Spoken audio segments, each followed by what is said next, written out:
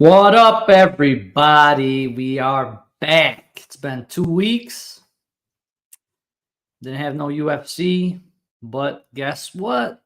We got a banger today. UFC 302. I am excited. Got a lot of good fights to talk about today. A couple things to cover in UFC Strike.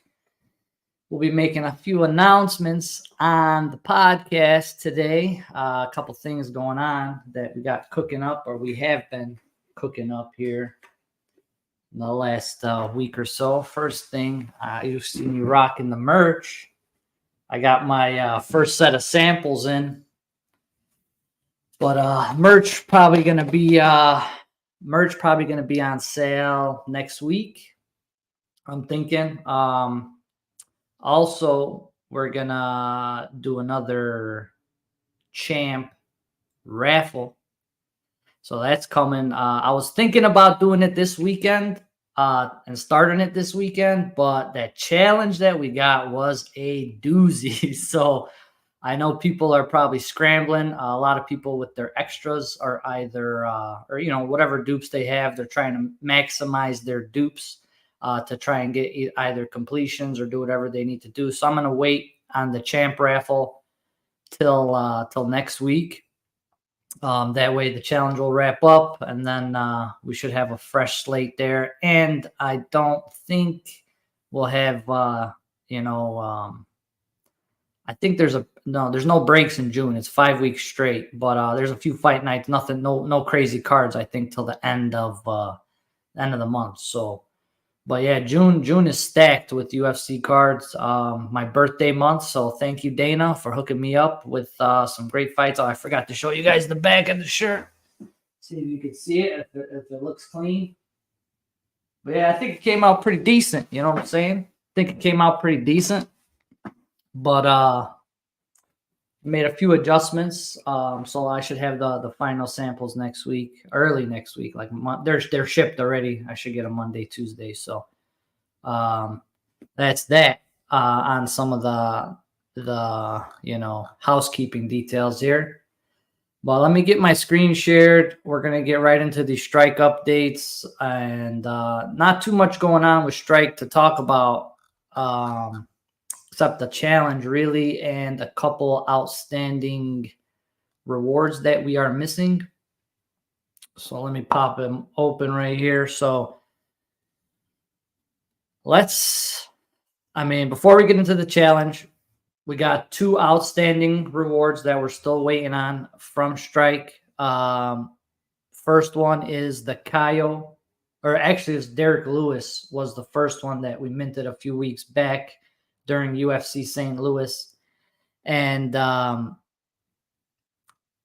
one is minted to 129-ish. That's what it said. But yeah, everybody's waiting for that Lewis. The Lewis Epic. The Lewis Epic will be nice. Yeah, the Lewis Epic everybody's waiting on. It's a nice low one, close to Dustin Poirier's mint count.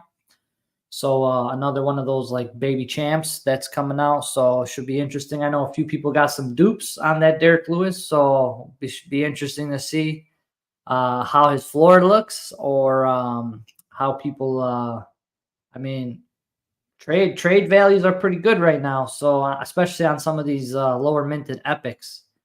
So we'll see. Yeah, Alex did say by Wednesday is the target. So I'm hoping we get both Kaio and Derek Lewis. Obviously this week's challenge wraps up on Tuesday. We'd probably be lucky as hell if we got the rewards off of this challenge too. That'd be sick, but we'll see.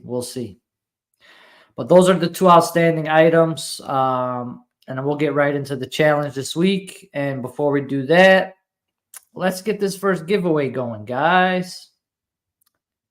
First one's going to be for Maple Rush base pack. Type TFSP in the chat. Nope, not that one. Not that one. TFSP in the chat.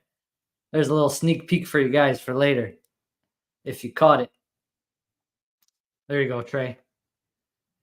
TFSP on this one, and then the big one will run later. The pay-per-view code will run when we start talking about the fight card.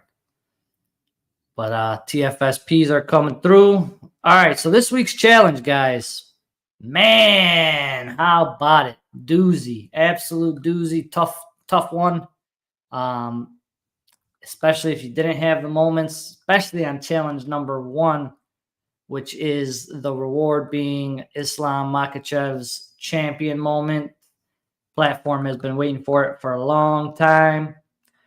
And man, at least the challenge got some justice here. Or the reward was given a justified challenge. So 2 ways to get Islam. Number 1, you collect these 5 champions along with the DP Epic. 5 champions being Khabib, which is the most expensive one on the platform. Immediate bottleneck there. I know one user has like 10 or some crazy like that. So if we look at Khabib being the bottleneck for part number 1, all 50 are distributed, but I do believe one collector holds like 10 or 12 of them or something like that. So with that being said, max completions on the Khabib side. That's if every single Khabib holder has those other 5 champs or 4 champs, right? 50 minus 10, 12, maybe like 38-ish, 39, 40-ish maybe. But that's max. So you're going to get like a max of like 30 to 40, 35 to 40 out of here. But that's max. We don't know if all of them got all 5 of these. Maybe they only got the Khabib. Maybe they don't have the other 3 or 2, or it's tough to tell. But if every single Khabib owner decides to complete this challenge, you're looking at about 38 to 40 completions off the rip. So then from there, you take a look at path number 2. Burning all this stuff. So it's a ton. A lot of the moments are expensive. They popped. A lot of them have popped. The Gaethje Epic being the main one that has popped. Take a quick peek at it.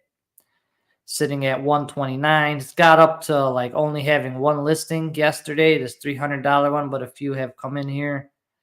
But yeah, essentially you have to burn all 13 of these moments. Armin, I believe, is up there a little bit at 52. Paulo is up there a little bit, 45.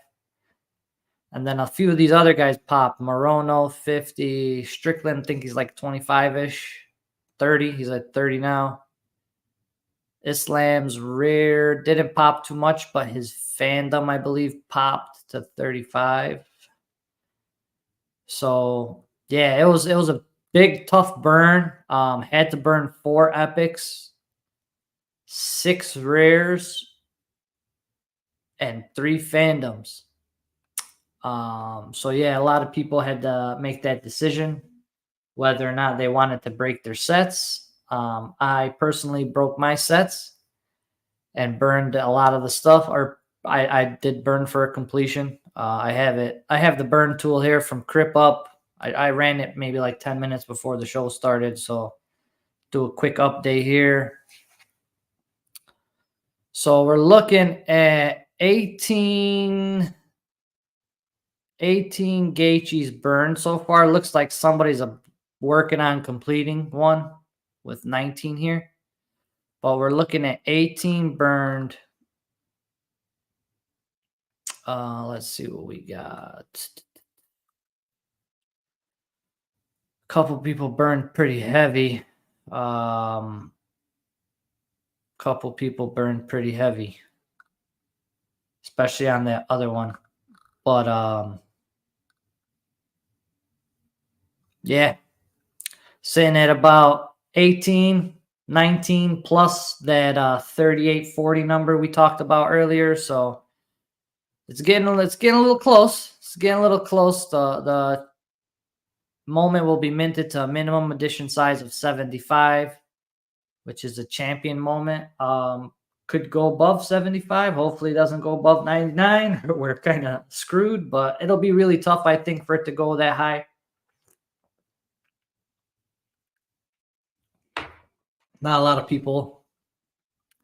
I mean, you never know. You never know. I could be surprised at the end on Monday after the snapshot. A bunch of people decide to burn or whatnot.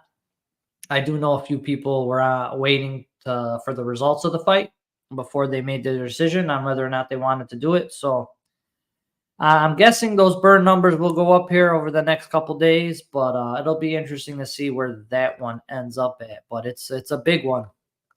It's a big one. So the next one. So 2 moments coming out of this challenge. First one just covered the Islam champ, and now this one is a Chaos Williams. It's going to be a minimum edition size of 1,000. So it's definitely it's guaranteed to be an uncommon moment. No matter how many people complete it or mint it.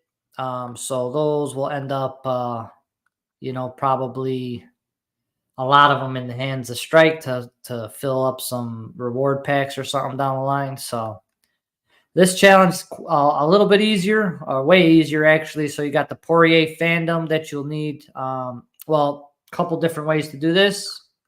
Similar to the first one, we had a collection path or a burn path. Same thing here for Chaos Williams, a collection path or a burn path. Collection path being Dustin Poirier fandom. Mr.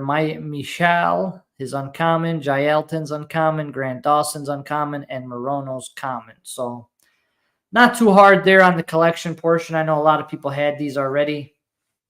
And I think a lot of people got auto completes on that. And then just for having these moments. And then you also have to burn one of each of the following: a Dustin, or, so I said and, my bad, it's or. So you could either collect those 5 to get a completion, or you can go on the burn route and burn a Dustin common, a Randy Brown common, and a Roman Kopylov common. And that will net you a Chaos Williams as well. If you own a Strickland champion, you automatically get a complete. So you're good to go there. If you have a Strickland champ, you don't got to do anything additional. You get an extra completion. And that is pretty much it. Challenges end on Tuesday. So make sure you get your burns done. If you need to double check anything on the burn side, you could always use Crip's burn tool. We have it in the podcast Discord in the link section. So if you need to double check your burns just to see, you could always come here, get your wallet in there, and then it'll let you know what you burned so you could confirm to make sure you're good to go.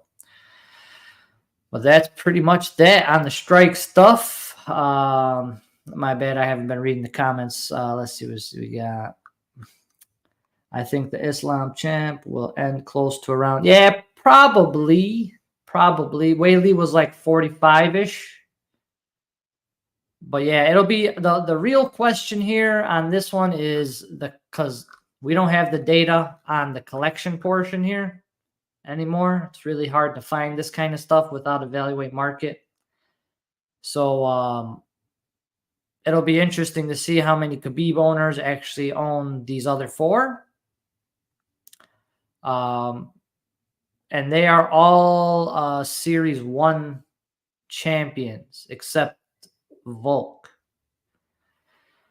So no Series 2 champs required, but the Dustin Poirier Epic is required, which was a challenge reward, which is nice. Which is nice to see. Rewards being used in this type of capacity. So overall, nice, tough challenge. Like the reward.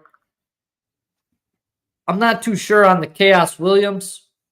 I mean, it was a good fight.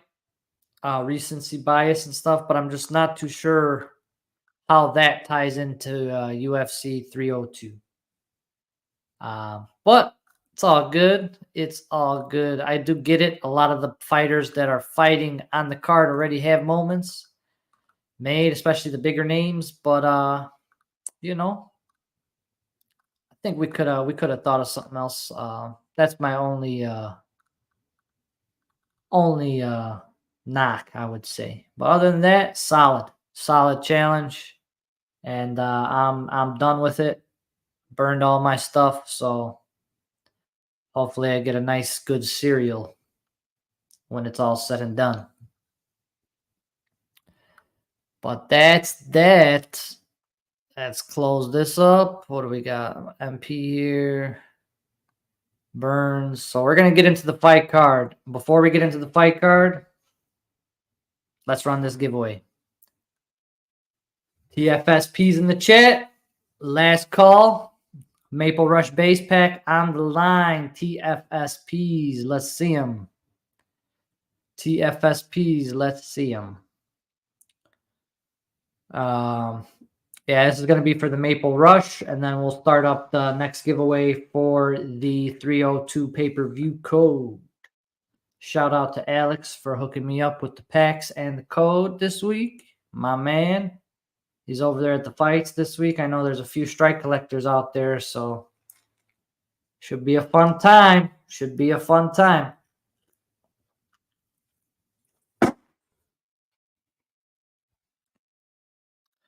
All right, last call. We're going to run this bad boy. And I did some pretty good research on this card, so I'm pretty happy. Pretty happy with what I'm picking here. Might put a little something on it. We'll see. But I'm excited. It should be a fun card from top to bottom. All right. Here goes the first giveaway. Maple Rush pack. Good luck, everybody. Let's see who gets it. Maple Rush. June 1st. Always, bro. Victor Perez. Victor. Well, he's not a Perez. He's Victor, but man always eats, baby. Man always eats. Man always eats. Not wild, dude. Wild. Second one up. I'm waiting for the rigged messages. Let's get this second one going. We're going to do 302 in the chat. Going to be for the pay-per-view code. 302 in the chat. Let's go. Congrats, bro. Moon. Moon knows what's up. Moon knows what's up. That shit's hilarious. That shit's too funny. But pay-per-view code. That's running. Go ahead and get those 302s in there. We'll run it after we finish talking about that card. All right. Early prelims. So for the early prelims, we start off the night. Mitch Raposo versus Andre Lima. Raposo coming off of the Contender Series. Did lose in the Contender Series, and I think he did come back, and they gave him another fight in the UFC, and he won. Both guys are, I think both guys are coming off of wins. Yeah, they both are coming off of wins. Lima, though, on the other hand, did miss weight. So he did come in like 4 or 5 pounds overweight. This is the guy who got the bite tattoo on his bicep after that dude bit him a few months ago during the fight. So he did miss weight, but I mean, Raposo is really, really small dude, bro. I think like he's always at a size disadvantage in this weight class. Like, it's crazy. Because his reach, I mean, he's got to deal with 2-inch height advantage to Lima and a 3.5-inch reach advantage to Lima. And I don't think the weight cut's going to really have an impact here on Lima, because I think he's just overall the better fighter, bigger fighter, more physical fighter. And I think he'll probably find the finish within the first 2 rounds, personally. That's what I think. But you never know. It's MMA, right? But yeah, I think Raposo, he's just, I don't know, man. He's a little dude. I think if the UFC had maybe what is it? What's after flyweight? Strawweight? Yeah, strawweight for the guys. He'd probably slide right into that division. But yeah, I'm going with Lima, even though he missed weight.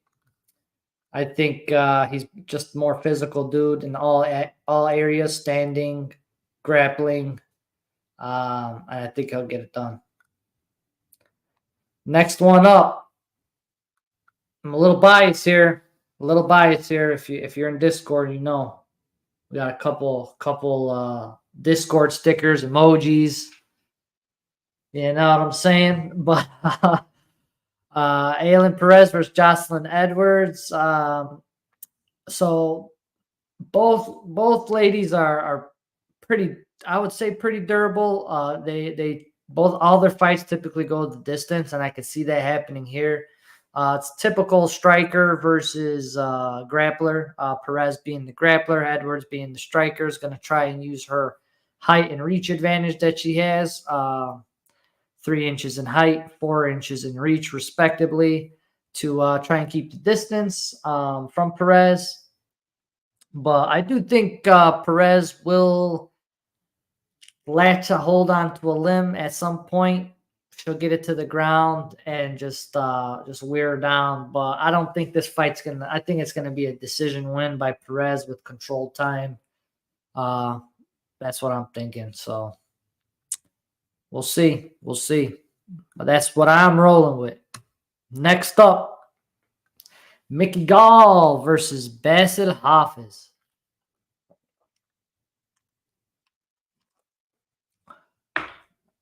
Mickey Gall.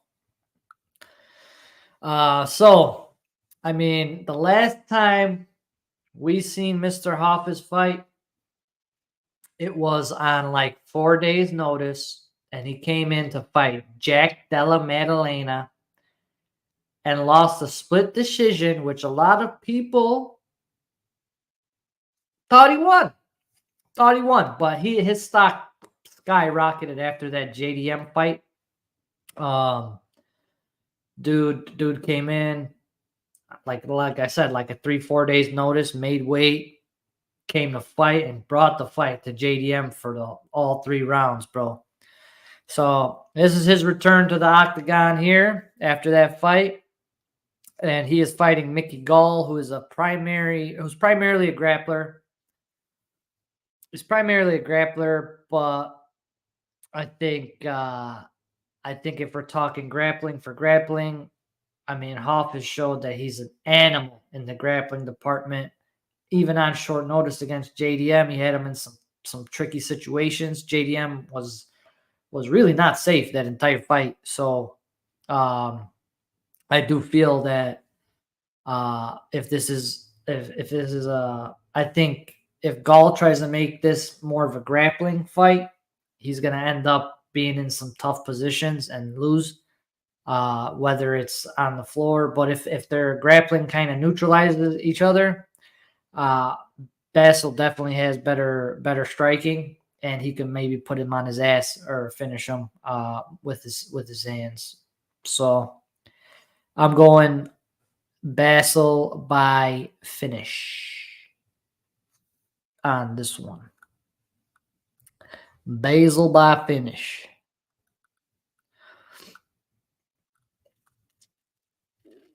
Early prelims wrapped up. Not bad.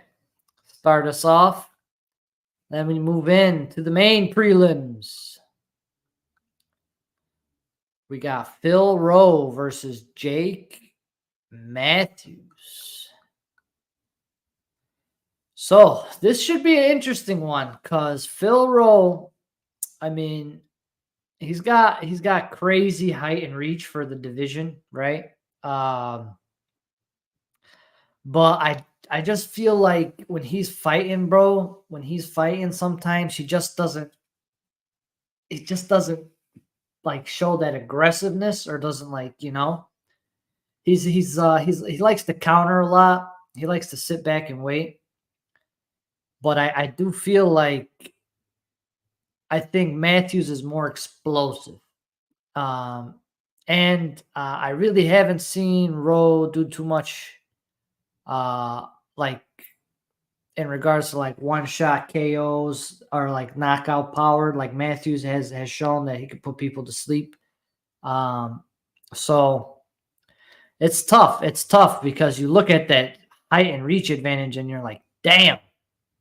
But if you take a look at, yeah, that's true.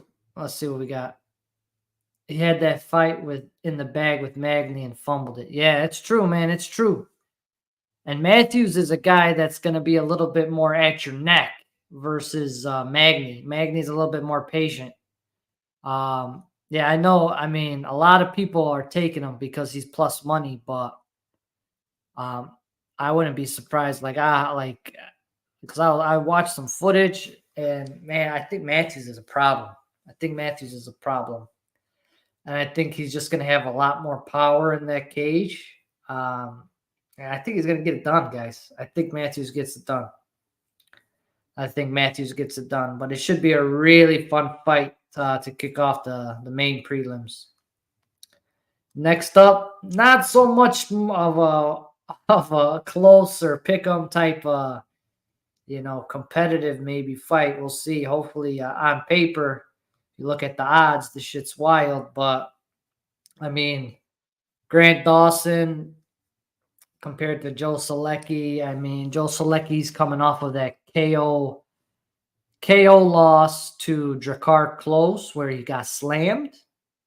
And Dawson is coming off of his loss to Bobby Green. So two different kinds of guys, right? But yeah, they're both coming off losses, trying to bounce back here.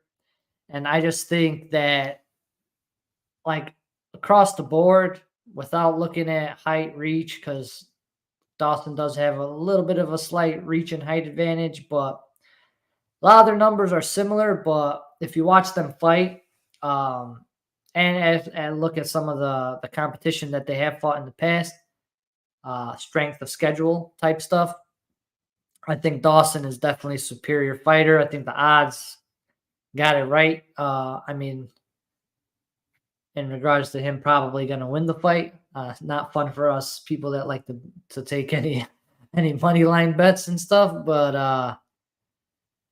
I just think he'll probably find the finish at some point early, bro. First, second round, whether it's standing, whether it's on the ground, he's gonna find the finish somewhere, somehow, and keep it moving. Because I mean, him not being ranked is crazy. Like it just shows like really how strong the lightweight division is. Because this is a guy that could probably be ranked, but just I mean, he got caught against Bobby, man. Got caught against Bobby. I can't knock him, you know. King Green does what King Green does. So it is what it is.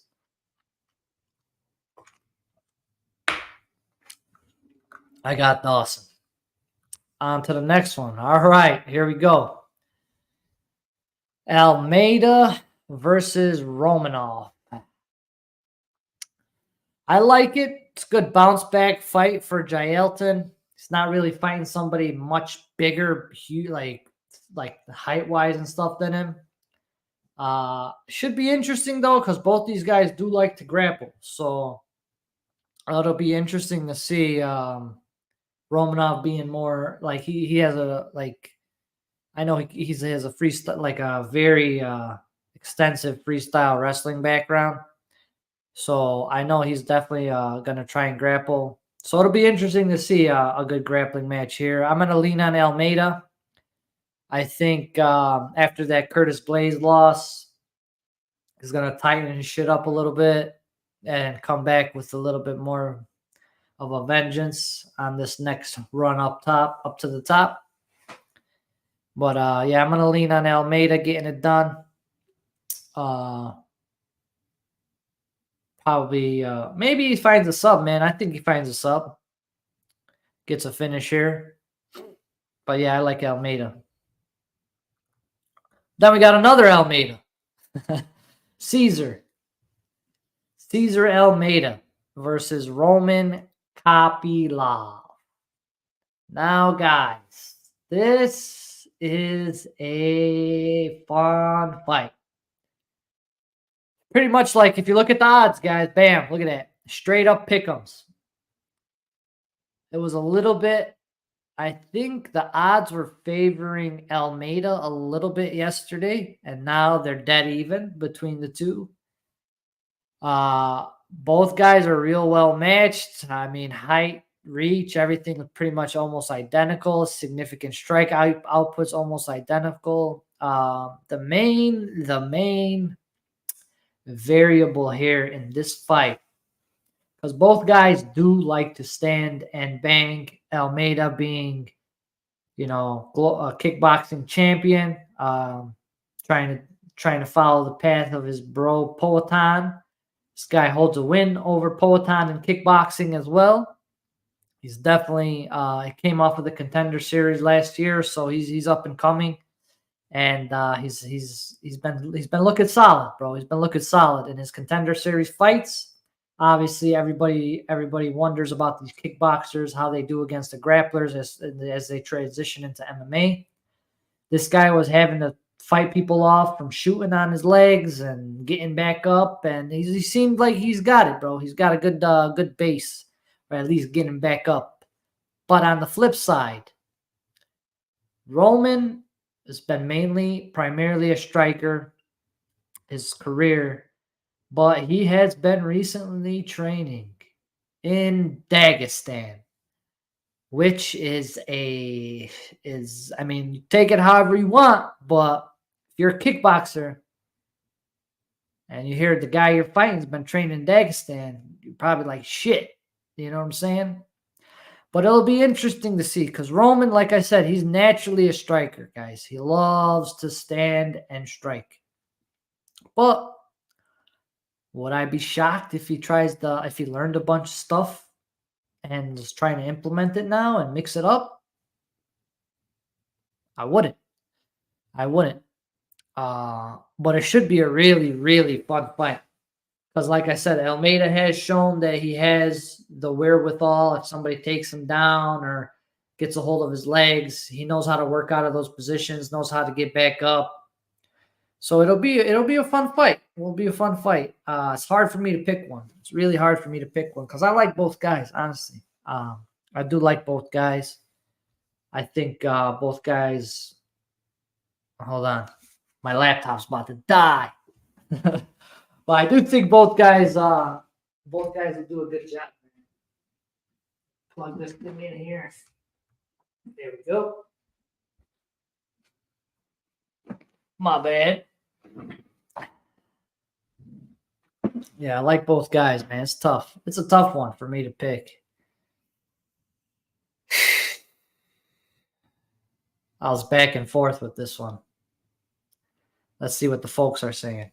I like Kopylov as a favorite. Love him as a dog. Let's go. He ain't a dog no more. Ain't a dog no more, man.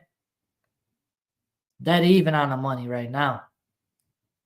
Kopylov, Almeida, Kopylov. Picked to both guys. My man. What do we got? 3-0. That's it. Man, it's tough. Do the right thing and go Kopylov. Yeah, see, earlier I was leaning on Almeida. But looking at the age difference, that's the only real big difference here. Granted, it doesn't really make too much of a difference in the heavier weight classes. Shit.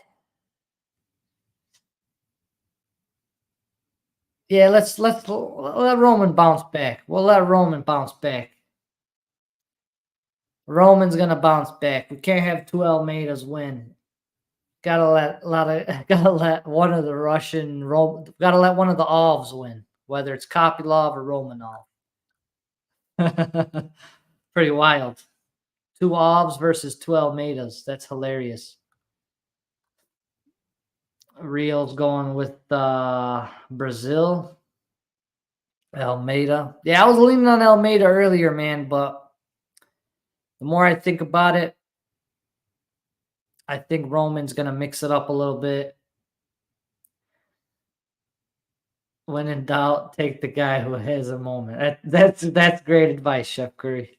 I love it. I love it. Yeah, I'm gonna go with Rome, dude. That Dagestani training, he'll get it done. He'll get it done. That might be the difference in the fight. On to the main card, ladies and gentlemen. And yes, we do have one of our lady friends here. Hi, Mom. How are you? How's it going?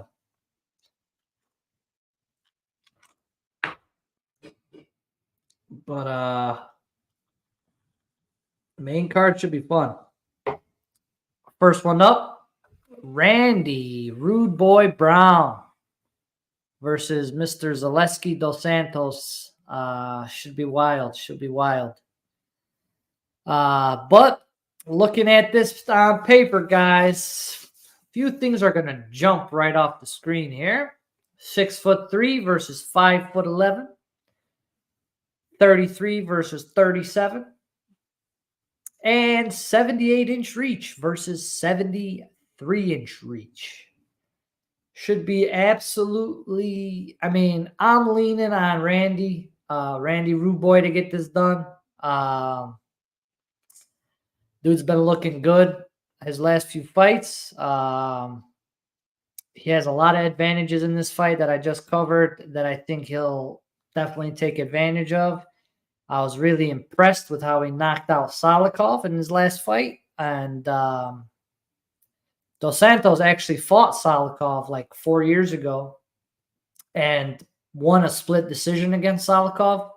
And some people argue that he could have lost that fight. So, yeah, I think Rude Boy is a jiu-jitsu black belt, so he's always a threat to maybe sub somebody if somebody tries to take him down or wrestle or whatever. But I hope Rude Boy knocks him out or not. Yeah. The Renat fight was questionable too, for sure. But I just think Rude Boy, I think with that range, bro, and he knows how to use his range, bro. He's excellent. And he's gotten a lot better. He's still 33 years old, just peaking right now. So I think Randy Rude Boy gets it done, baby. Let's go.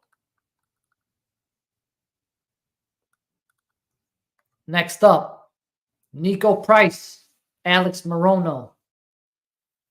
I think Nico's coming off of the loss against Ruthless. Was that his last fight? Yes, sir. Last July. So he hasn't fought in almost a year, coming off losses to Phil Rowe and Robbie Lawler.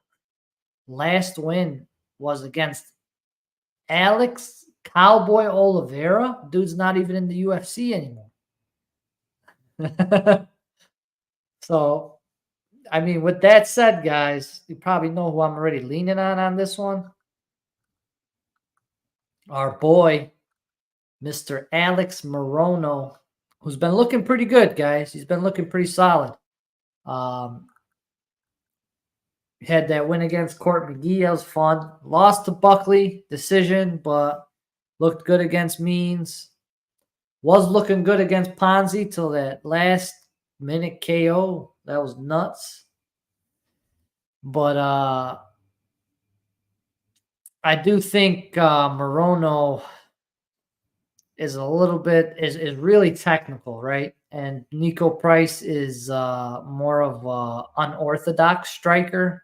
And I think when you put yourself out of place against a guy like Morono, he'll end up finding the shot. So I think Morono ends up getting it done. Maybe knocks him out because Price looks like he's a little chinny, especially after that Robbie Lawler loss. Didn't seem like it was too hard of a shot from Robbie, but it put his ass out cold. So I'm thinking Morono gets it done.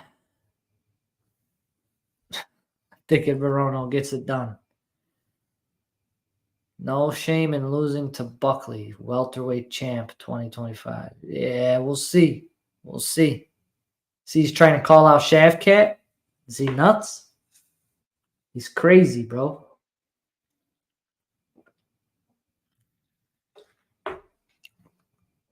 He's nuts. Next up, Kevin Holland versus Michel. I can't say his last name, but he's a beast though. He's a beast. Should be it should honestly, both guys do not like to go to the ground much. They go to the grounds usually if their opponents take them to the ground, but they're mainly standing and banging fighters. And whenever you're standing and banging with somebody like Kevin Holland, who has a 3-inch height advantage and a whopping 7-inch reach advantage, it's hard to not lean on our boy Kevin Holland here. Definitely more accurate striker. Has put a lot of people out cold with his hands. I don't, though, think it'll be crazy because it could possibly be the first time Michel gets knocked out in his UFC career. He's never been knocked out. So he has a chin. He's gotten hit really hard a bunch of times. Doesn't go down. Keeps on coming. The dude's got a granite chin for sure. So it'll be interesting to see if Holland can crack the code and put this guy's lights out. But like I said, dude's got a chin. So I'm not sure if somebody's gonna find a knockout here. Maybe somebody gets subbed. Who knows? I mean, you never know, right? But I mean, I wouldn't be surprised if it goes to like a decision where Michel is just too strong, too tough for his own good, and just hangs in there the 3 rounds, getting his ass beat. After the second round, he's like his face is busted up, but it keeps coming. Could happen. But yeah, that 7-inch reach, man, that's gonna be a fucking problem for anybody in any division at any level. It's tough for sure. And Holland's a striker, bro. And if you're putting him against a seasoned full-time striker, this guy loves to stand and strike. I got to roll with Holland. I got to roll with Holland. Big mouth gets it done. Big mouth gets it done. And this is back at 185, not 170. Holland's been bouncing up and down a little bit, but he does enjoy fighting at 185 when he's not fighting grapplers. I'll say that. So if he's fighting a striker, he'll definitely fight at 185, 170, whatever. But yeah, if he's not fighting grapplers, he'll happily take a 185, not have to cut weight, and do his damn thing. So I think Holland gets it done, guys. Holland gets it done. Next one is very interesting. Very interesting. Big implications on the middleweight division here. Probably the next person, or whoever wins this, could quite possibly be next in line for a title shot, or be a #1 contender for the next title shot. It's going to be wild. It's going to be wild. Strickland versus Costa. America versus Secret Juice. This is a 5-round fight. Strickland Costa is a 5-round fight. So it'll be interesting to see how Costa's gas tank hangs in there if it does go the distance, right? Or it does get into those championship rounds. Big thing on paper, everything looks pretty similar with these guys. Only difference is the reach. And the reach advantage that Sean Strickland possesses here in this fight, I think, will be the difference. Because he's going to be using that jab, dude.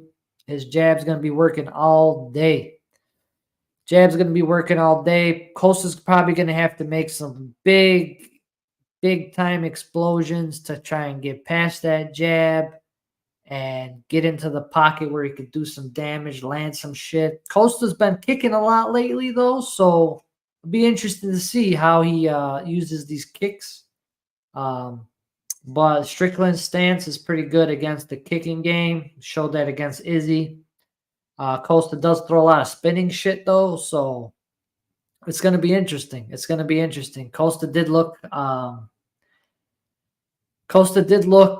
really good against Robert Whittaker, especially after a long layoff and all that stuff. So I can only imagine he'll probably look a little bit better here. So it could be a better version of him. But even with that said, I just think defensively, Strickland is just he's really good, man. He's really good defensively, especially in the striking. I don't think these guys are going to be trying to grapple too much. You might see some clinching here and there, but yeah, if I had to lean on one, I think Strickland's going to just jab him to death, guys. Honestly, that's my thought.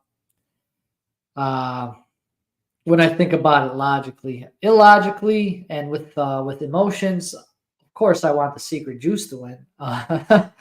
But I just don't think he's got what he doesn't have the tools to get past that defense unless he lands like a crazy head kick, spinning head kick, or some crazy body kick or some shit. Like his path to victory is landing something crazy, versus Strickland's path to victory is just getting in that Philly shell, landing the jab, throwing in those big shots when he overextends, and piecing his ass up for 5 rounds. You know what I'm saying? So I think Costa's path to victory is harder than Strickland's, and that's why I'm going with Strickland in this one. To the main event of the evening.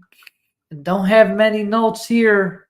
I only have one sentence in my notes on this fight. And you'll probably laugh. Islam versus Poirier. Islam by Gilly. That's all I wrote. Islam by Gilly. Let's go. Yeah, that's all I wrote. No, honestly, like, especially with Khabib in his corner, no fucking around, no bullshit. Like, let's end this guy right now, right here, right now. This guy thinks we're gonna stand and bang with him. I also think they're playing with his mind in the interviews. When Islam and Khabib were interviewing with people this week, like, hey, I think he's gonna find the finish, second round, third round, maybe second round, third round. Nah, bro, we're coming at your neck. First fucking round. Dustin's going to be like, oh, shit, I thought this was coming second or third round. You know, I think they're going to come right at his neck, bro. Some Chimaev shit. Rushing him like how he rushed Kevin Holland. Maybe not exactly like that, but like within the first exchange, Dustin's going to get thrown on his ass. And good night, Irene. Even though it sucks for Dustin, but man, I think he woke up the beast yesterday. Woke up the beast yesterday at the weigh-ins and shit. Pissed off Islam a little bit. Bad move, man. Bad move. Called him a motherfucker.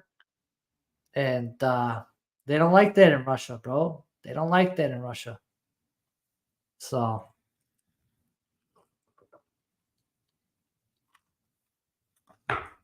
felt it got decision plus 300. Wild. I thought he had plus money. Is his sub plus money? I thought his sub was like plus 105. Fights start in like 4 hours, bro. The prelims start in 4 hours.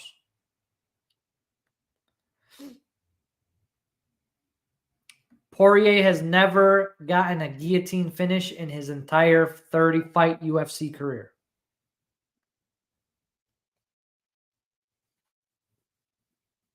But yeah, I'm thinking I'm thinking Islam gets it done, and they put the gas on his ass early, and call it a day.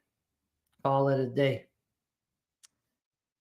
But with that said, guys, we have one more giveaway to run, and it is the 302 giveaway for the pay-per-view code. Make sure you DM me if you win this, whether it is in Discord or on Twitter. Make sure you DM me so I can get you the code. 302 in the chat. And before we run it, one last quick sneak peek on the champ raffle this week. With the Ultimate Fighter starting, we're going to be giving away an Alexa Grasso champion moment in the raffle next week.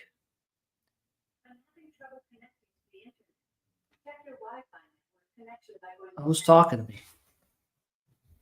Oh, I was talking to my phone. But the Grasso champ raffle is going to start next week, maybe Tuesday, Wednesday, I don't know, something like that. But you'll be able to enter by trading in moments to me, just like how we did before. All the moments got their values right here. Commons are 1, uncommons are 2, fandoms are 3, rares are 4, and epics are 25. Threw in a bonus this time around. You get 10 bonus points, bonus entries, my bad, for every 50 entries you earn. And then also, for people that don't want to trade their moments, if you make any purchase on the shop, once we open the shop with the merch, the shirt and the hoodie, you'll also be entered to win the champ moment. So it should be a fun one, most definitely. So whether you want to trade moments or if you just want to grab a t-shirt, you're still going to get entered, and you're still going to have a chance to get this Alexa Grasso. So TUF starts June 4th. I think that's Wednesday next week or Tuesday. It might be Tuesday. I don't know. Tuesday. TUF starts Tuesday. So I'm targeting maybe Tuesday night. We'll drop the raffle and the merch, and we'll go from there. We will go from there. But good luck, everybody. Here we go. 302's in the chat. Good luck.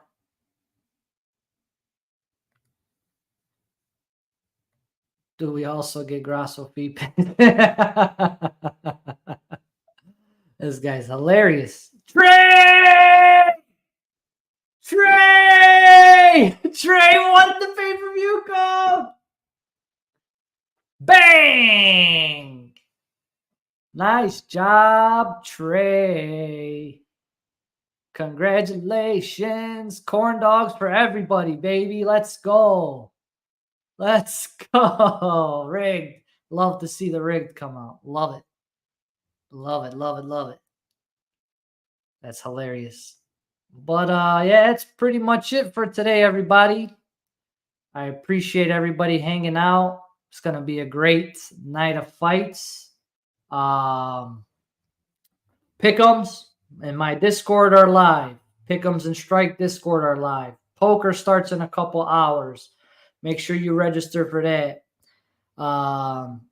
And yeah, man, should be a fun night of fights. The early prelims start in a couple hours. There's still a couple. There's still one live giveaway in my server. We got another pack that's raffling off in the giveaway channel. That's the Fresh Faces base pack. So if you haven't entered that giveaway yet, I think that one's drawing in a few hours too. It'll automatically spit out a winner. But that's pretty much it, everybody. I appreciate everybody hanging out with me today. Make sure you hit that thumbs up on the video, like and subscribe to the channel. And yeah, until next time, I am out. Peace, y'all.